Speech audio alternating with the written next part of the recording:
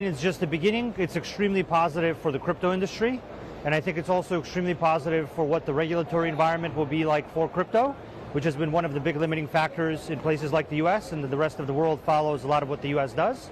So I think if he's very pro-crypto, as he clearly is, I think the beginning, this is just the beginning, basically. This is like the party's back on, and there's going to be huge, huge growth in all categories of crypto. You said the party's back on. That doesn't sound very cool.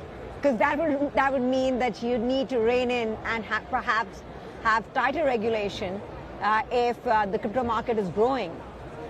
No, I don't. I think that crypto fundamentally benefits society and makes things work in a much more reliable way than they do now. Stable coins are a good example. Tokenized funds are a good example. A whole bunch of different on-chain financial products.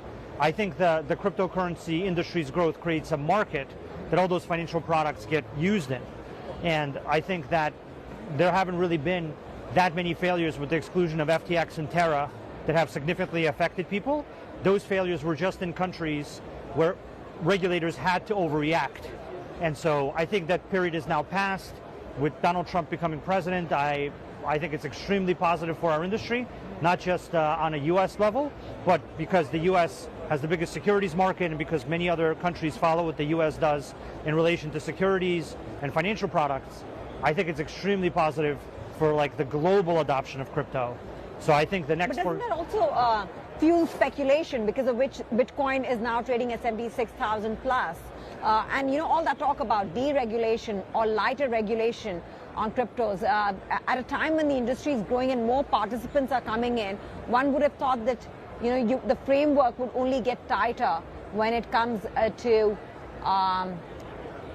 really regulating this market. While more players come in, you have a tighter regulation to check, so that it doesn't become a risk to financial stability. I mean, look at Singapore and look at Hong Kong. They have very permissive regulations. They have stablecoin frameworks.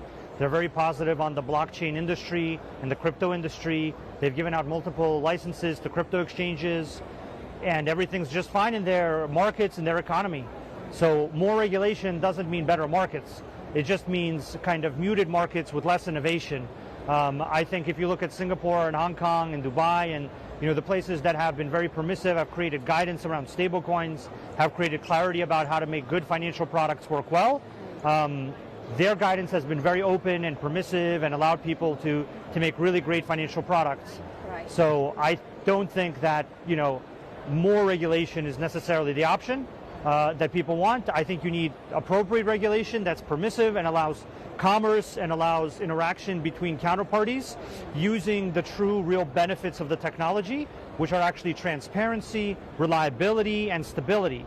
And so those are the things that society wants. Okay. I think all this technology is actually hugely beneficial to society and hugely beneficial to regulators.